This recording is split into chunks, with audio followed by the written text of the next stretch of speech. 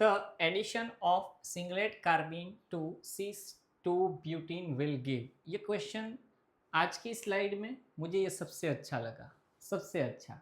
हालांकि आज तो बहुत अच्छे अच्छे हैं पर फिर भी ये मुझे बहुत अच्छा लगा था।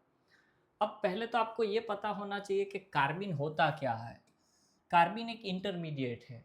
मैंने कहा था शायद कि ड्यूरिंग द रिएक्शन इंटरमीडिएट जो जनरेट होते हैं उसमें कार्बोकेटायन, कार्बन आयन, कार्बिन और फ्री रेडिकल, इसे ही इंटरमीडिएट माना गया है क्योंकि इसे हम आइसोलेट कर सकते हैं।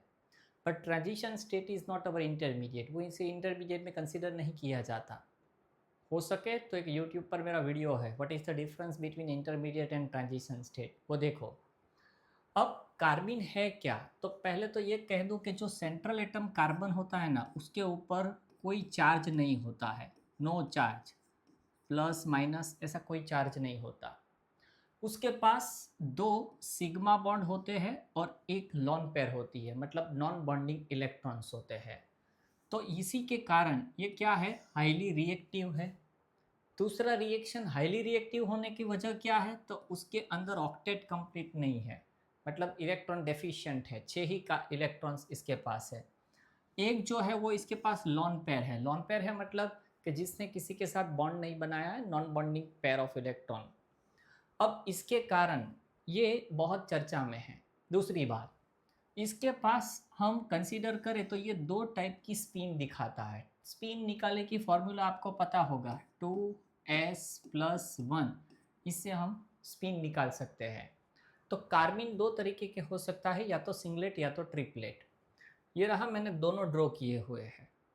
अब देखिए आप, ये वाला कार्बिन, सॉरी नॉट कार्बिन, ये वाला कार्बिन जिसके अंदर दो सिग्मा बॉन्ड और ये इसके पास एक वैकेंट पी ऑर्बिटल है, और इसकी एक हाइब्रिड ऑर्बिट के अंदर दोनों इलेक्ट्रॉन एंटी स्पिन वाले हैं, मतलब एक प्लस वन हाफ तो दूसरा माइनस वन हाफ। इसीलिए इसकी स्पिन की वैल्यू हम ज़ीरो कंसीडर करें तो spin is equal to 2s+1, S की जगह ज़ीरो लिखे तो हमें 1 मिलेगा। इसीलिए इसे सिंगलेट कहते हैं कि सिंगलेट के अंदर एक दोनों इलेक्ट्रॉन हाइब्रिड ऑर्बिट में होंगे, sp2 हाइब्रिड ऑर्बिट में होंगे। सिंगलेट में कार्बन की हाइब्रिडाइजेशन sp2 होगी, p ऑर्बिटल वैकेंट होगी। अब वैकेंट ऑर्बिटल है, इसका मतलब ये हुआ कि रिएक्ट एज ए, ये क्या करेगा, इलेक्ट्रोफाइल, मतलब ये किसी के साथ इलेक्ट्रॉन लेना चाहेगा इलेक्ट्रोफाइल की तरह, क्योंकि एक वैकेंट p ऑर्बिटल है, ये भी लिख के रखना। रिएक्ट एज ए इलेक्ट्रोफाइल, ये इलेक्ट्रोफाइल की तरह रिएक्ट कर सकता है। अब ये जो है वो ट्रिपलेट है। देखिए कि इसके अंदर जो दो इलेक्ट्रॉन इसमें opposite spin in hybrid orbit में थे, उसकी जगह एक हाइब्रिड ऑर्बिट में होगा और एक जो है वो अलग पी ऑर्बिट में होगा। और दोनों की स्पिन, अभी हम ये देख सकते हैं कि ये दोनों की स्पिन ये सेम है। ओके, इसीलिए इसकी s की वैल्यू क्या हो जाएगी, 1। यहाँ s की वैल्यू 0 क्यों, दोनों एक दूसरे को काट रहे थे, जबकि यहाँ दोनों की स्पिन सेम है। सेम स्पिन के कारण s की value 1, one half one half 1। अब s की जगह 1 लिखोगे तो ये आपको ट्रिपलेट मिलेगा। तो ये रहा आपका सिंगलेट एंड ट्रिपलेट। कैसे हम कार्बिन को आइडेंटिफाई कर सकते हैं, इसमें हाइब्रिडाइजेशन sp3 है। ओके, अब देखिए एक चीज़ यहाँ पर कि ये एक रूल है और बहुत अच्छा रूल मिला है। सिंगलेट कार्बिन जो होता है, कार्बिन कितने टाइप के हैं, दो, सिंगलेट एंड ट्रिपलेट। उसमें जो जो सिंगलेट कार्बिन है वो जब अल्किन के साथ रिएक्ट करेगा तब ये फिक्स है कि वो वाया ट्रांजिशन स्टेट जाएगा। उसके अंदर उसके अंदर स्टीरियो स्पेसिफिक प्रोडक्ट मिलेगी। स्टीरियो स्पेसिफिक प्रोडक्ट का मतलब क्या हुआ, सिंगलेट कार्बिन अल्किन के साथ रिएक्शन करके स्टीरियो स्पेसिफिक प्रोडक्ट देगा और ट्रांजिशन स्टेट। अब स्टीरियो स्पेसिफिक का मतलब क्या है, अगर हमारा सिंगलेट कार्बिन किसी सीस रिएक्टेंट के साथ रिएक्ट करता है, मतलब रिएक्शन करता है, तो प्रोडक्ट भी हमें सीस ही मिलेगी। और अगर किसी ट्रांस रिएक्टेंट के साथ सिंगलेट कार्बिन कार्बिन रिएक्शन करता है तो प्रोडक्ट हमें ट्रांस मिलेगी। अब देखो, इसे कहते हैं स्टीरियो स्पेसिफिक, मतलब प्रोडक्ट फिक्स है, सीस वाले के साथ सीस और ट्रांस वाले के साथ ट्रांस। पर इसी जगह पर अगर ट्रिपलेट कार्बिन होता तो सीस रिएक्टेंट हो या ट्रांस रिएक्टेंट हो, प्रोडक्ट मिक्सचर में ही मिलेगी। मतलब सीस रिएक्टेंट अगर ट्रिपलेट कार्बिन के साथ रिएक्शन करे तो प्रोडक्ट हमें सीस और ट्रांस का मिक्सचर मिलेगा। सेम वे ट्रांस रिएक्टेंट जो है वो भी अगर ट्रिपलेट कार्बिन के साथ रिएक्शन करेगा तो प्रोडक्ट हमें सीस और ट्रांस दोनों देगा। मतलब जो ट्रिपलेट कार्बिन है वो स्टीरियो स्पेसिफिक प्रोडक्ट नहीं देता, जबकि सिंगलेट कार्बिन जो है वो स्टीरियो स्पेसिफिक प्रोडक्ट देता है। आई थिंक सो, तो आपको यहाँ तक समझ में आ गया। अब जो इंटरमीडिएट है उसके बारे में भी आप समझ लो कि ये जब रिएक्शन है किसकी, अल्किन की, जो अल्केन क्या है हमारा, सबस्ट्रेट है। अल्किन हमारा क्या है, सबस्ट्रेट है।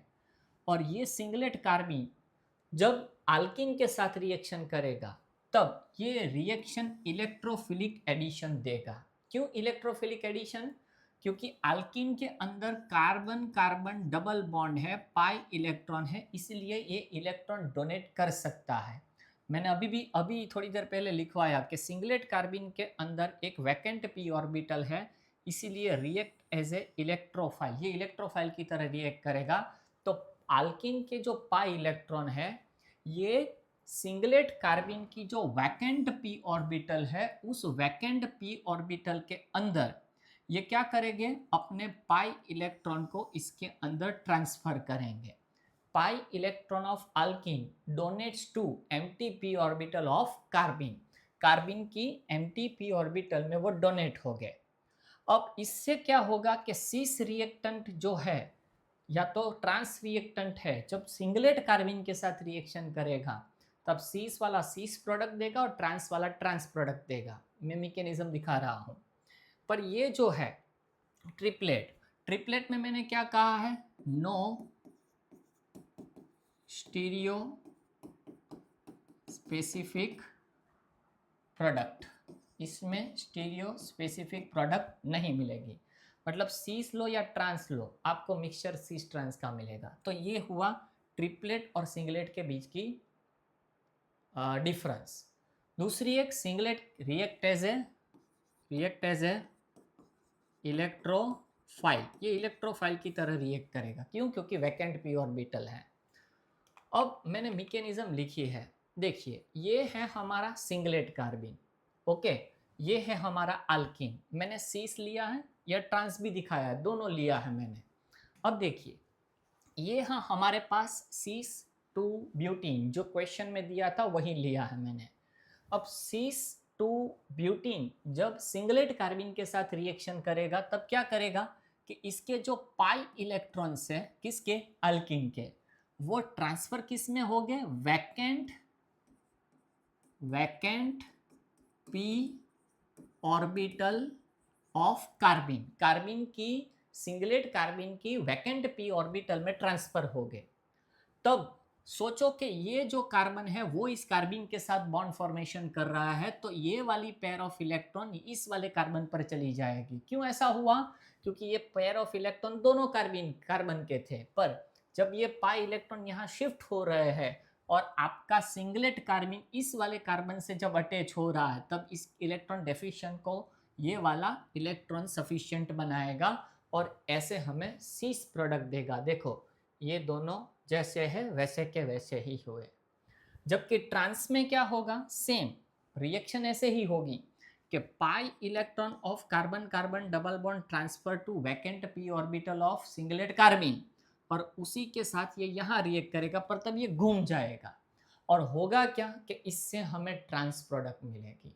ओके, जबकि ट्रिपलेट वाला भी मैंने लिखा है। अब देखिए सीस टू ब्यूटीन है और ये जो है वो हमारा ट्रिपलेट कार्बिन है। ओके, ये जब इसके साथ रिएक्शन करेगा, ये मज़ेदार है, ये अभी तक पूछा नहीं है पर ये बहुत मज़ेदार है, इसलिए मैंने पूरा मिला मुझे तो मैंने लिख लिया। अब देखिए, अब ये जब रिएक्शन करेगा तब सीस और ट्रांस दोनों तरह की प्रोडक्ट देगा, मिक्सचर देगा। ये पूरी रिएक्शन मैंने लिखी है कि सीस टू ब्यूटीन की ट्रिपलेट कार्बिन के साथ रिएक्शन होगी तो प्रोडक्ट सीस और ट्रांस दोनों मिलेगी। इसमें भी मैंने और इम्पोर्टेंट समझा कि सीस वाली माइनर मिलेगी और ट्रांस वाली मेजर मिलेगी। अब ये हमारे लिए क्वेश्चन होना ही चाहिए कि सीस वाली कम और ट्रांस वाली मेजर क्यों मिली। अब देखिए, स्टेप वन मतलब पहला स्टेप क्या होगा, तो हमारे पास क्या है, सीस टू ब्यूटीन। अब ये ट्रिपलेट कार्बिन के साथ रिएक्शन कर रहा है, तब होगा क्या, यहाँ होमोलाइटिक फिजन होगा। मतलब ये वाला जो पाई बॉन्ड है वो अंडर गोज होमोलाइटिक क्लीवेज, मतलब ये दोनों कार्बन एक एक इलेक्ट्रॉन लेके रिलीज हो जाएंगे।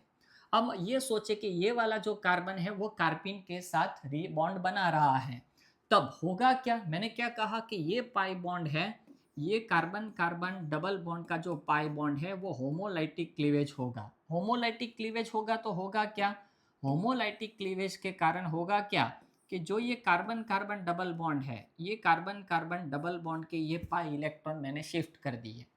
अब ये क्या कर रहा है कि ये वाला जो है वो इसके साथ बॉन्ड फॉर्मेशन कर रहा है, तो किसी एक ही इलेक्ट्रॉन की जरूरत पड़ेगी क्योंकि इसके पास एक इलेक्ट्रॉन, होमोलाइटिक फिजन हुआ है। कौन सा, होमोलाइटिक फिजन हुआ है। ओके, बॉन्ड क्लीवेज होमोलाइटिक हुआ, तो दोनों एक एक इलेक्ट्रॉन लेके रिलीज हो गए।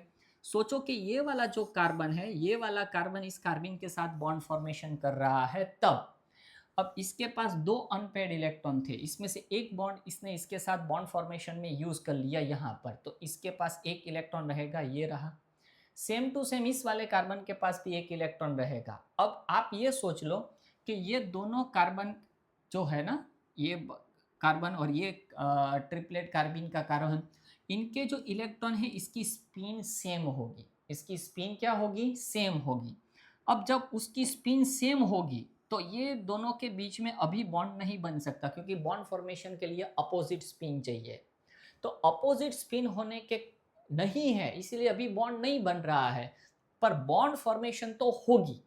तो बॉन्ड फॉर्मेशन के दौरान दो रूट अपनाए जाएंगे। दो रूट में एक रूट क्या है कि दोनों में से कोई एक कार्बन अपने इलेक्ट्रॉन की स्पिन को चेंज करेगा, मतलब लेफ्ट टू राइट या तो राइट टू लेफ्ट, दोनों में से एक करेगा, तो दोनों के बीच में बॉन्ड होगा, तो स्पिन इन्वर्जन टेक्स प्लेस, मतलब दोनों में से किसी एक कार्बन की स्पिन बदलेगी और दोनों के बीच में बॉन्ड फॉर्मेशन होगी। अगर ये स्पिन इन्वर्जन करेगा, मतलब स्पिन को चेंज करे और दोनों के बीच में बॉन्ड हो जाए, तो ये सीस प्रोडक्ट देगी। पर एक और तरीका है, जब तक ये कार्बन कार्बन डबल बॉन्ड है, डबल बॉन्ड रोटेशन रिस्ट्रिक्टेड है, मतलब घूम नहीं सकते। पर जब ये कार्बिन ट्रिपलेट कार्बिन के साथ रिएक्शन करके ये इस इंटरमीडिएट में आ जाएगा, ये इंटरमीडिएट क्या है, डाई रेडिकल इंटरमीडिएट। क्यों डाई रेडिकल, क्योंकि दो ऐसे कार्बन है जिसके पास अनपेड इलेक्ट्रॉन है विदाउट चार्ज, इसीलिए इसे डाई रेडिकल कहते हैं। अब जब ये सिंगल बॉन्ड में कन्वर्ट हो गया तब रिस्ट्रिक्टेड रोटेशन हट गया, मतलब अब घूम सकता है और ये घूमेगा। जैसे ही ये घूमेगा, जैसे ही ये घूमेगा तो साथ में ये वाले भी घूमेंगे, तो देखो खुद के खुद इसकी ऑर्डर बदल गई। इसे कहा जाता है बॉन्ड रोटेशन, बॉन्ड रोटेशन। और फिर अपोजिट स्पिन अपने आप हो गई क्योंकि ये घूमा, इसीलिए इन दोनों के बीच में बॉन्ड फॉर्मेशन होगी, तब ट्रांस प्रोडक्ट देगा। तो इसका मतलब ये हुआ कि carbon carbon double bond triplet carbene के साथ रिएक्शन करेगा, तब होमोलाइटिक फिजन के साथ हमें डाई रेडिकल इंटरमीडिएट देगा, जो either spin inversion takes place के साथ हमें सिस प्रोडक्ट देगा या बॉन्ड रोटेशन के साथ ट्रांस प्रोडक्ट देगा। अब किसी भी इलेक्ट्रॉन की स्पिन को चेंज करो, उससे इजी, या तो हम ये कहें कि फास्टर बॉन्ड रोटेशन है। बॉन्ड रोटेशन जितनी जल्दी हो सकता है, इलेक्ट्रॉन की स्पिन रोटेशन इतनी फास्ट नहीं हो सकती। Bond rotation is faster than spin inversion, मतलब इलेक्ट्रॉन अपनी स्पिन को घुमाए उससे तो जल्दी इसका बॉन्ड घूम सकता है। इसीलिए हम ये कहेंगे कि बॉन्ड रोटेशन इजीली होगा। इसीलिए, और बॉन्ड रोटेशन से हमसे हमें कौन सी प्रोडक्ट दे रहा है, ट्रांस। बॉन्ड रोटेशन से हमसे हमें कौन सी प्रोडक्ट दे रहा है, ट्रांस।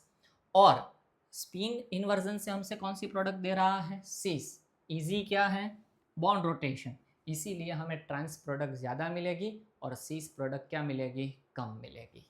ओके, आई थिंक ये क्वेश्चन सबसे बड़े मज़ेदार था। अगर आपको अच्छा लगा हो तो प्लीज़ सजेस्ट कीजिए किसी को। तो अब हमारा ये क्वेश्चन आप सॉल्व कर सकते हो। The addition of singlet carbene to cis 2 butene will give, कौन सा देगा? मैंने क्या अभी रूल बता दिया कि हमारी जो सिंगलेट है वो सीस के साथ सीस और ट्रांस के साथ ट्रांस देगा। तो ये ट्रांस तो हमें कैंसिल करना पड़ेगा, है ना, ट्रांस हमें कैंसिल करना पड़ेगा। फिर ये मिक्सचर सीस ट्रांस वो भी कैंसिल करेंगे। अब बचे ए और डी। ए में क्या है? सीस 2 मिथाइल 2 ब्यूटीन और सीस 1 2 डाई मिथाइल साइक्लोप्रोपेन। अब देखिए 2 और 1। अब देखिए मैंने यहाँ रिएक्शन लिख दी है, आपको बता दिया है। देखो कौन सी प्रोडक्ट देखा है? साइक्लो मिल रही है ना? कौन सी मिल रही है? यहाँ पर साइक्लो मिल रही है। तो ऑप्शन क्या बैठेगा हमारा? सीस 1 2 डाई मिथाइल साइक्लोप्रोपेन। ये वाला भी नहीं बैठेगा क्योंकि साइक्लोप्रोपेन आ रहा है ना, साइक्लोप्रोपेन 3 कार्बन और 1 2 3, तो 1 2 di methyl cyclopropane. Okay, I think इसमें मज़ा आया होगा आपको। चलो, Hofmann reaction is an example of. I think मैं ये हॉफमैन कितनी बार करवा रहा हूँ। अब हॉफमैन आपको पता है कि अनसब्स्टिट्यूटेड एमाइड जब हो हमारे पास, जैसे कि RCONH2, जब NaOH प्लस Br2 के साथ रिएक्शन करेगा तो प्राइमरी एमाइन देगा, एक कार्बन लेस होगा। अब ऑप्शन क्या रखा है? 1 2 intramolecular electrophilic shift, 1 2 intermolecular electrophilic shift, 1 2 intermolecular nucleophilic shift, 1 2 intramolecular nucleophilic shift. अब आप कहोगे कि सर हमें मैकेनिज्म पढ़ा दो, चलेगा, हम कर लेंगे। ऐसे क्वेश्चन भी आ सकते हैं। सोचो कि ऐसा क्वेश्चन भी पॉसिबल है। अब देखिए RC≡ONH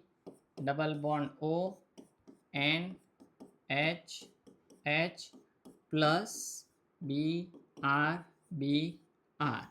चलो क्या होगा इसके अंदर? क्या होगा इसके अंदर? तो हम ये कहेंगे कि ये Br माइनस, ये पेयर ऑफ इलेक्ट्रॉन इस पर चली जाए तो हमें क्या मिलेगा? माइनस HBr, है ना। तो RC≡ONH बराबर है ना। हाँ, NHBr और माइनस HBr बराबर है। यहाँ से क्या हुआ? यहाँ से क्या हुआ कि यहाँ से H गया और यहाँ से Br माइनस गया, तो हमें माइनस HBr मिला। तो तो हमें क्या मिला? RCONHBr। अब इसके अंदर एक और चीज़ है हमारे पास। क्या है हमारे पास? तो बेस अवेलेबल है ना। कौन सा बेस है? NaOH। तो इसका मतलब है Na प्लस है और OH माइनस है। अब क्या करेगा Na प्लस और Br माइनस? तो देखो Na प्लस का तो आपको समझ में आ जाएगा कि ये Br माइनस को ले ले, मतलब माइनस NaBr। पर OH माइनस क्या है? बेस है, और हाँ इसके पास एक लोन पेयर होगी। ओके, अब Br OH माइनस क्या करेगा? एसिडिक प्रोटॉन को एब्जॉर्ब करेगा। अब मैं लिखूँ RC≡ONBrH पेयर ऑफ इलेक्ट्रॉन। अब समझो क्या किया मैंने कि हमारे पास जो Na प्लस था ये Br माइनस चला गया। तो आप कहोगे कि नाइट्रोजन पर पॉजिटिव चार्ज नहीं, इसके साथ OH माइनस आयन भी है। वो क्या करेगा? एसिडिक प्रोटॉन को एब्स्ट्रैक्ट करेगा, तो ये पेयर ऑफ इलेक्ट्रॉन इस पर छूट के जाएगी। तो इनमें से हमें मिलेगा NaBr, इसमें से हमें मिलेगा H2O।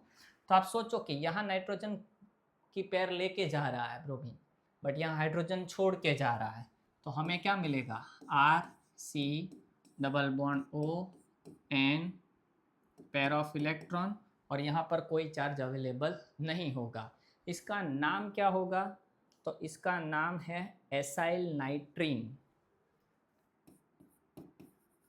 एसाइल नाइट्रीन। ओके, चलो अब यहाँ से क्या होगा?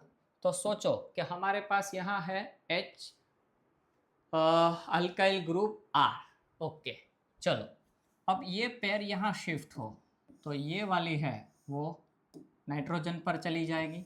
इसका नाम लिख लो 1 2। अब देखो यहाँ अल्काइल ग्रुप, ये वाला जो अल्काइल ग्रुप है वो with pair of electron shift हो रहा है। क्या हो रहा है? With pair of electron shift हो रहा है, और इसीलिए इसे हम क्या कहेंगे? 1 2 nucleophilic, 1 2 nucleophilic intra molecular shift, intra molecular shift. जो शिफ्ट हो रहा है वो पेयर ऑफ इलेक्ट्रॉन लेके जा रहा है, इसीलिए। तो C double bond O double bond N bond R, okay, ये रह जाएगा। अब क्या होगा? तो कि भाई H2O, H2O मतलब H plus and OH minus पर अटैक कौन करेगा? OH minus. और किस पर अटैक करेगा? ये C पर, इसलिए ये यहाँ शिफ्ट हो जाएगा। अब मैं पूरी मैकेनिज्म नहीं लिख रहा हूँ। ये O माइनस, यहाँ डबल बॉन्ड NR है ना। फिर कौन अटैक करेगा? H प्लस पर, आपको मैं फाइनल लिख देता हूँ। अब होगा क्या? और यहाँ पर H2 लिख रहा हूँ, पहले H प्लस अटैक करेगा। वो कहाँ अटैक करेगा? इस वाले नाइट्रोजन पर।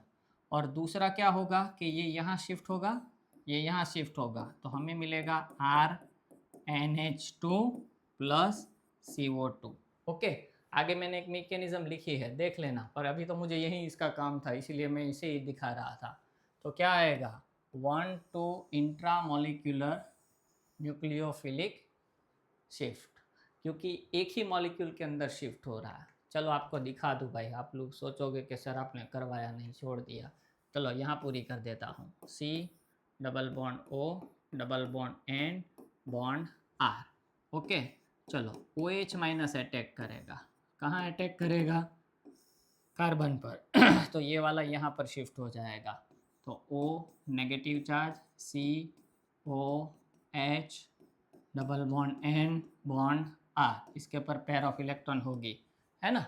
चलिए, अब सपोज H प्लस, तो O negative charge, C sorry OH NH positive charge R।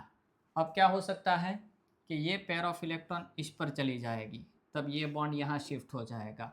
तो हमें क्या मिलेगा? O double bond C OH NH और R, है ना। चलो फाइनल इसमें क्या होगा? अब तो ये वाला बॉन्ड यहाँ शिफ्ट हो, ये वाला नाइट्रोजन पर शिफ्ट हो, तो यहाँ रिलीज होने वाला H प्लस जो है वो नाइट्रोजन के साथ होगा, तो ये बनेगा CO2 इतना पार्ट प्लस RNH2, ओके। आपको ऐसा ना लगे कि मैंने ख़त्म कर दिया, कह दिया। चलिए, which of the following show splitting of the signal in NMR spectrum. अब ये क्वेश्चन मुझे सबसे अच्छा लगा। रीज़न इसका ये है कि ये क्वेश्चन आप बहुत समझने में दिक्कत आए ऐसा है, कहीं यहाँ पर मिल जाए तो भी प्रॉब्लम है। अब देखो ये जो 4 ऑप्शन है ना, 1 2 डाइक्लोरो, ये सब मैंने लिखा रखा है। अब देखो 1 2 डाइक्लोरो इथेन, अब ये जो है वो दोनों सिमेट्री है, आपको पता है कि बीच में से काटोगे तो दोनों पार्ट सेम है, तो इन दोनों के सिग्नल, तो 1 सिग्नल हमें मिलेगा, ओके। इसके अंदर देखो एडजेसेंट कार्बन पर हाइड्रोजन नहीं है, ये वाले कार्बन की एडजेसेंट कार्बन ये, वहाँ कोई हाइड्रोजन नहीं है, और ये दोनों मिथाइल ग्रुप आइडेंटिकल हो गए, तो इन दोनों का सिग्नल सेम होगा और ये अलग है। तो NMR के अंदर 2 सिग्नल्स मिलेंगे, बट ये स्प्लिटिंग नहीं करेंगे। हमें पूछा क्या है? स्प्लिटिंग ऑफ सिग्नल, स्प्लिटिंग नहीं मिलेंगे। इसमें एक NMR सिग्नल, इसमें 2 NMR सिग्नल, अब देखो इसके अंदर हम देखें तो ये दोनों आइडेंटिकल हो गए, ए और इसका अलग होगा बी, है ना। तो ये दो एनएमआर सिग्नल हमें देंगे। ओके, इसके अंदर देखो तो सब अलग है, ए बी सी, तो 3 एनएमआर सिग्नल्स मिलेंगे। अब आपका क्वेश्चन क्या है कि स्प्लिट कब होगा, स्प्लिटिंग ऑफ सिग्नल कब मिलेगा। इसके लिए हिंट याद रखो कि एडजेसेंट कार्बन पर हाइड्रोजन होना चाहिए। अब आप कहोगे कि यहाँ तो एडजेसेंट वाले कार्बन पर हाइड्रोजन है पर इन दोनों के सिग्नल क्या है, सेम सिग्नल नहीं चाहिए, no same signal, same signals हमें नहीं चाहिए। इसमें सिग्नल सेम है, भले एडजेसेंट कार्बन पर हाइड्रोजन है पर सिग्नल तो सेम है ना, तो नहीं चलेगा। इसमें भी एडजेसेंट कार्बन पर हाइड्रोजन नहीं है, सेम सिग्नल भले रहा। इसमें भी सेम सिग्नल है पर एडजेसेंट कार्बन पर हाइड्रोजन नहीं है। यहाँ जो ये है ये alpha hydrogen is present. Okay, hydroxyl group है, इसके साथ अल्फा हाइड्रोजन है जो स्प्लिटिंग करेगा। तो एडजेसेंट वाले कार्बन पर हाइड्रोजन है, तब वो हमें क्या दिखाएगा, स्प्लिटिंग दिखाएगा। और इसीलिए हमारा ऑप्शन क्या होगा कि हमें स्प्लिटिंग किस में दिखेगा, इथेनॉल के अंदर। ये क्वेश्चन सबसे अच्छा था, इसमें आप यही ढूंढो कि एडजेसेंट वाले पर कहाँ पर है, सेम सिग्नल वाले नहीं चाहिए, अलग अलग चाहिए। ओके, चलिए